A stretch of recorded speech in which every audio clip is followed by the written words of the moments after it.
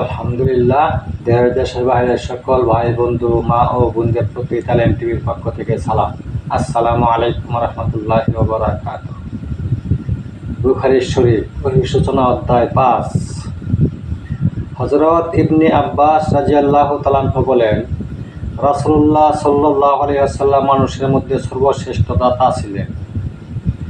আর রমজান মাসে যখন জিবরাইল আলাইহিস সালাম আগমন করে তার সাথে সাক্ষাৎ করতেন, তখন তিনি বেশি দাতা হতেন। রমজান প্রতি রাতে জিবরাইল আলাইহিস সালাম তার সাথে সাক্ষাৎ পুনরাবৃত্তি করতেন।